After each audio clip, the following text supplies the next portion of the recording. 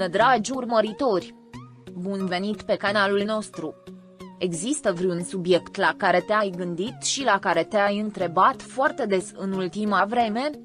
De fapt, sunt multe lucruri. Mă gândesc mult la sociologie, psihologia umană, conștiință, moralitate și scopul nostru în viață. Pentru că văd că poate fi foarte util în profesia mea. Îmi plac foarte mult întrebările și curiozitatea. Dacă ai avea ocazia să-ți schimbi complet viața, ce ai schimba? Sau mai degrabă, există ceva ce ai schimba? A te cunoaște pe tine însuți este de fapt esența a ceea ce numim viață. Cu cât ești mai deschis să te cunoști pe tine însuți, cu atât este mai semnificativ ceea ce îți oferă viața. Poate dacă aș fi răspuns la această întrebare acum câțiva ani, răspunsul meu ar fi fost altul. Dar acum, realizând că totul are un sens, nu mai simt nevoia. Ce senzație te face să te simți ca acasă? Ce fel de dispoziție ai când simți că ai locul undeva? Oriunde aș fi, unde nu sunt judecat, unde nu sunt schimbat, unde pot fi eu cel mai pur, mă face să mă simt ca acasă. Ce părere ai despre dragoste, prietenii, pe scurt, relațiile din vremea noastră? Nu ținem niciodată o oglindă pentru noi înșine. Întotdeauna avem așteptări de la cealaltă parte, nimeni nu spune clar ce vrea să spună. Relațiile sunt puțin egoiste acum, dar eu nu trăiesc așa. Prin urmare, de îndată ce simt așa ceva în dragoste sau în prietenie, îl pot exclude din viața mea. Felul fiecărei persoane de a trăi și de a defini iubirea este diferit. Ce ar trebui și nu ar trebui să fie niciodată în definiția ta pentru dragoste? Semnul întrebării. Dragostea este o situație care îi face pe oameni să se revolte chiar și împotriva lor înșiși. Dragostea este o emoție care necesită curaj. De aceea nu cunoaște limite și nu caută logica.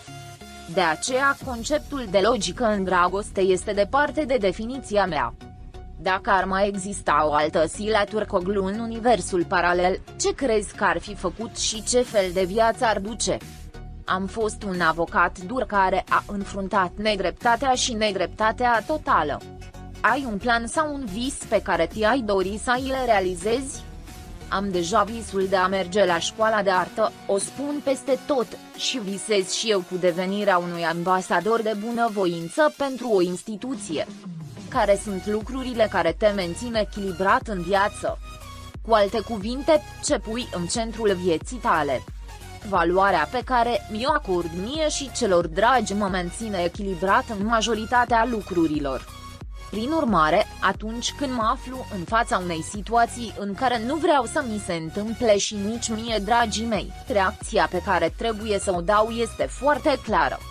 Deci putem spune că iubirea este în centrul vieții mele, ca un bătrân de 20 și ceva bine întemeiat, ai spune că ai o idee mai clară despre cine ești cu adevărat și care este scopul tău în viață? Cu siguranță. Experiențele mele în călătoria autodescoperirii m-au făcut o persoană care știe mai clar ce vrea și poate lua decizii. În momentul în care cineva întreabă: ești fericit? Persoana simte îndoieli pentru câteva secunde, de parcă ar verifica deficiențe.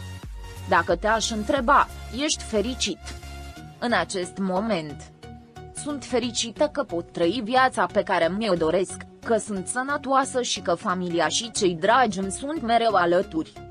Ce ți-ar plăcea să ai dreptul de a fi leneș pentru totdeauna? A trebuit să vizităm rude îndepărtate. Ești cea mai căutată persoană din grupul tău de prieteni care spune hai să ne distrăm. Sau vom avea probleme?